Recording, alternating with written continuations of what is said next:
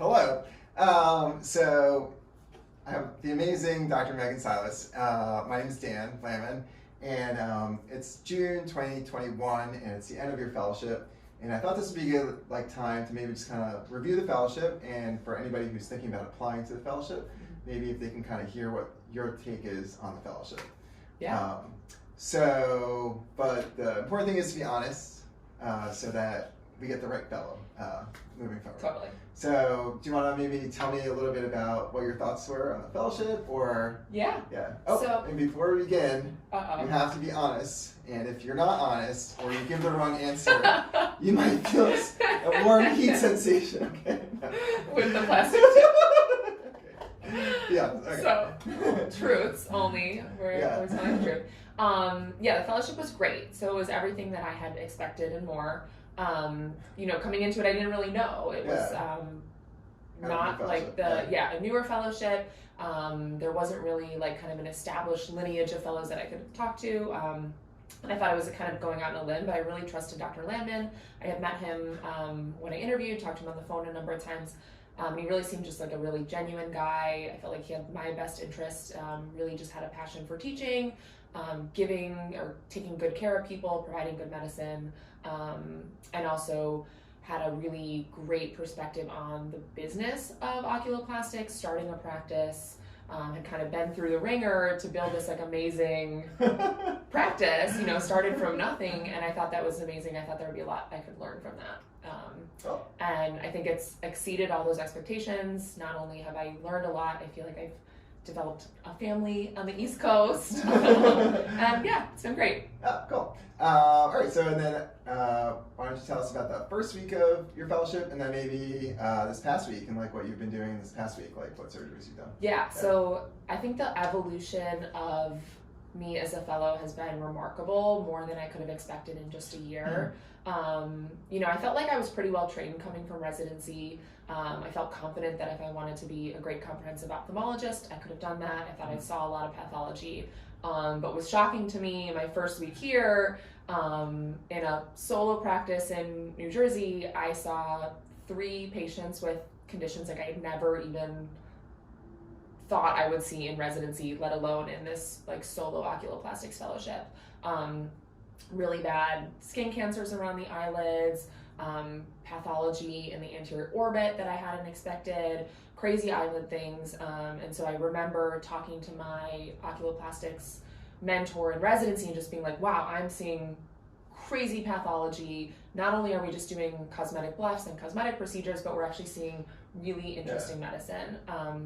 So the first week, that was eye-opening for sure. I definitely did a lot more kind of like shadowing with Dr. Landmann, seeing patients first, having him go in afterwards, me kind of making up a plan, but having him, pretty closely check over my shoulder on things, which has been a graduated autonomy over the course of the year, where now I have my own schedule where I see a lot of patients who know that they're coming to see me, which I think has been a really great learning experience for me to develop those patient relationships with people, be their primary provider for oculoplastics, and kind of make the decision on my own. And then if there's ever a question, I always run it by Dr. Landmann. He's always here.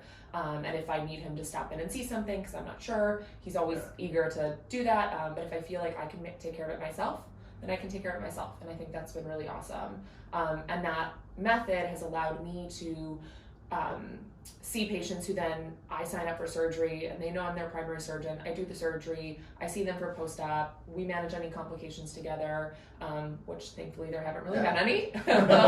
But just knowing that I kind of have autonomy but also have someone here if I need it has been really great. Cool. And then as far as like this past week, like yesterday, like past couple days, like as far as like the surgeries that you've done, like kind of on your own, or I haven't like really gotten my hands wet at all. Very recently, I think in the past couple of weeks, I've done functional mucorectomy on patient, cosmetic bluff with lesion excisions kind of all around their eyelids. Yesterday was like your cosmetic left, like she paid for you to do cosmetic. So yesterday I had a cosmetic left, functional muellectomy, and lacrimal gland or anterior orbitotomy for lacrimal gland exploration and biopsy, all in one patient yesterday. That I did the whole surgery. Dr. Landmann was around, but I had our medical assistant and our nurse practitioner with me assisting, and it was just kind of great to be able to take care of the patient, and she had a great experience. I think she's going to do amazing. It's kind of nice working in the office too, so under local, which is kind of good training. Not to just do it under general, where it's a little bit easier. Totally. But in the office, under local, they're awake. So. Yeah, which I think has been a huge selling point to me, finding jobs. Just knowing or advertising to groups that I was interviewing with, saying that I can do a bleph, muellerectomy, ectropion, entropion repair in the office with just some oral Xanax, and patients actually do really well and they like it because they don't have to go through all the risks of having anesthesia, and scheduling is much easier. It's much more convenient for patients. So that's also been something that I've learned that I didn't really expect. Cool. And then as far as lower lip blephs, where do you feel like you stand, being able to do a lower lip bleph on yourself? Yeah, totally confident. Yeah. I think that we do, I think, 6 or more a month, a good amount. And so over the course of my training, I feel like I've gotten really great exposure to it. I feel really comfortable with the anatomy, which I didn't expect. I remember talking to my residency mentor in oculoplastics, after the first lower lip bleph, and I was like, what is going on? There's just tissue everywhere. This is so confusing. Where is the anatomy? Where is muscle? And now I really understand it, and I feel like I could get myself out of tough situations and really manage things. I actually went home to my wife the other day, and I was really proud because I felt when you started, you had really not used the electrosurgical cautery very much. And last upper and lower lip bleph that you did, at one point it did kind of actually bleed a lot, in the middle, right, unexpectedly. But and typically I think I would have jumped in there, but I actually had no interest in jumping in there. I knew for a fact, I had no concern that you were going to handle it, and it was a lot of blood, right? But it happens. It happens all the time, unexpectedly all the time. So not all the time, but happens, and it's good to be able to know that I wasn't concerned at all. You just, you're really calm about it. You took care of it, and it's great. It was a nothing event actually, which is how it should be. Yeah. So. Yeah, and I remember in the beginning feeling if that ever happened, I'd have been help, please help. But now it was I was I got this. It's no problem. All right, cool. And then, so I had a couple random things. Maybe just I think people coming from an academic residency into a private practice fellowship, I think might be concerned about. I think you were concerned about these things too. So, a private practice oculoplastics, private practice oculoplastics practice. Do you think, as far as the spectrum of patients that we see, I'll make it easy for you with the things that we don't see. You'll just acknowledge that we don't see. We don't see very much of crazy terrible orbital tumors, or decompressions or peds. Correct. We don't see the baby infants. We don't see any of that. We don't see very much, or we see the amount that you have to, but not much more of the blepharitis. We're not a blepharitis clinic or dry eye center. Yeah, that's not what we do. Okay, but what do we do? What's the run of the mill kind of normal patients that we see? So every day it feels like we're doing upper lid stuff, blephs, ptosis. Traditionally, we do mostly muellerectomies for ptosis repair, as opposed to levator advancements, which I really like because it gives you a different side of the anatomy. You get really comfortable on the inside part of the eyelid. We do a lot of styes, lesions, and then a good amount of skin cancers too, which I came from a demographic where I wasn't seeing a lot of basal cell on the eyelid and didn't have a great eye for picking those things up necessarily, and I feel really confident now when I see patients who have a lesion to kind of distinguish what are the warning signs, what are the reassuring things, and then if it is a basal cell, how can we fix it? I think we do a lot more Mohs than I had expected. Cool. Yeah, and so when I was in fellowship, because it was an academic center, there was facial plastics and ENT, and then there was oculoplastics. So we pretty much stuck to the eyelids, and that was it. And it was pretty limited as far as the Mohs we were doing. but we're like, what extent of like Mohs do you do, like, or do we do? So Yeah, I think we pretty much do anything on the face except for like the lips and like maybe the top of the nose. But like things here on the cheek, on the forehead, around the periorbital area, I feel comfortable with the anatomy there that I would be able to fix that too. Cool.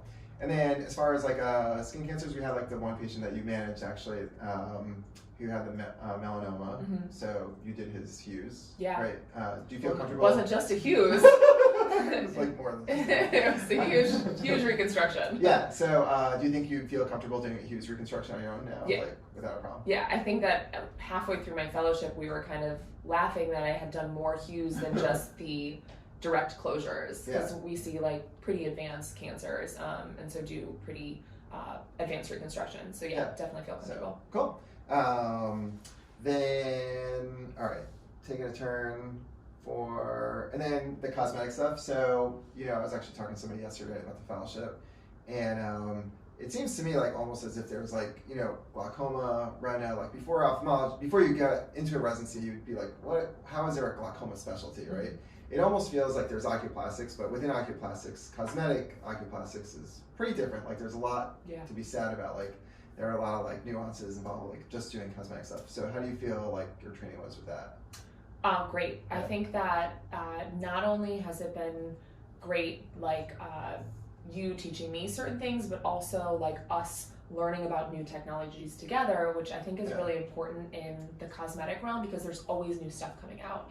And one thing that really scared me about going independently was that, like, all right, I know everything I know in residency, but what happens in 10 years when there's like a new type of surgery or a new type of laser? How am I gonna feel comfortable implementing that when I didn't have like a teacher there with me? And this year we got a new really awesome set of lasers, and we kind of went through that together, and it really gave me the confidence that in 5-10 years, when there's new cosmetic technology, like I know how to vet it, and I know what to look for in the studies, and to say, all right, this is definitely going to help my patients, or maybe I should skip over this type of thing. So I felt like that was really helpful. Way more fillers than I thought. Like I didn't know anything about fillers coming from residency, and I feel comfortable in all the different brands and the types and the. The other thing I think is interesting about ocuplastics is like how many filler complications we deal with. Like. So it's not just doing the blephs, but there's a lot of people that come to us because they had a bleph somewhere else, or they had fillers, or they had like weird Botox or something, So we do manage like a decent amount of that stuff too, which is kind of nice. It's interesting, keeps us like in check to make sure that we're not doing crazy things. And even the exam of people post filler, like feeling the filler along the rim and knowing that it can migrate, and that may be causing like their festoons or their under eye swelling. Just to kind of have that in the back of your mind. I never really thought of when I was seeing patients previously. Cool. All right. This is a sensitive topic, I know, for you. How was the call schedule? So the lifestyle was really great, aside from the worldwide pandemic, which we won't mention. The lifestyle of the fellowship was great.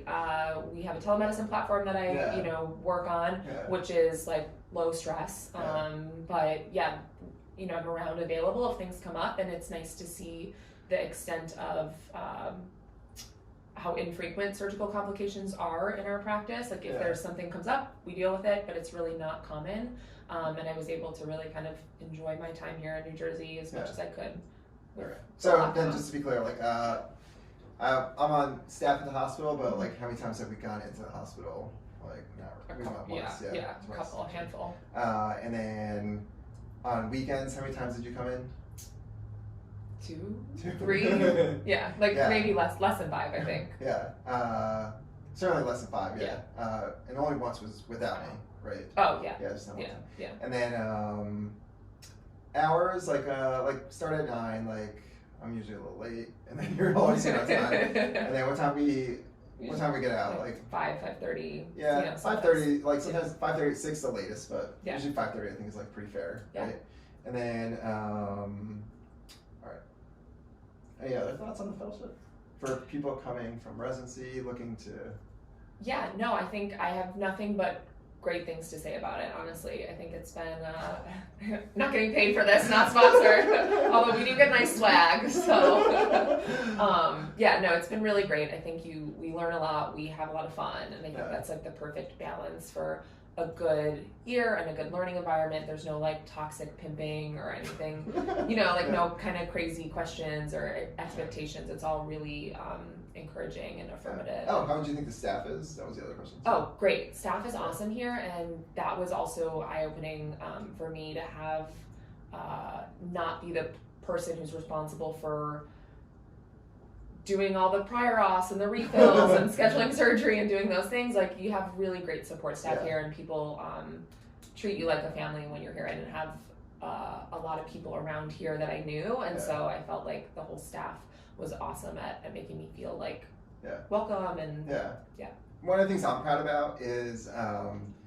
like on my reviews that people leave for us, I find like very commonly people like will make a comment about you, actually, like very commonly, or the staff that we have here. And I think that's like really nice. It kind of like speaks to like the whole practice, not just like me, but like the whole practice is like everybody that's here. And I think like a lot of times people mention like how amazingly nice you were to them and like what good care you took of them and stuff like that. So that's nice. And so I mean, for me, like I mean, like one of my goals like for the fellowship was, I mean, the fellowship is like, I kind of think I started it because I, you know, kind of achieved like a level of success that I hadn't expected I would achieve, and a lot quicker than I ever would have imagined.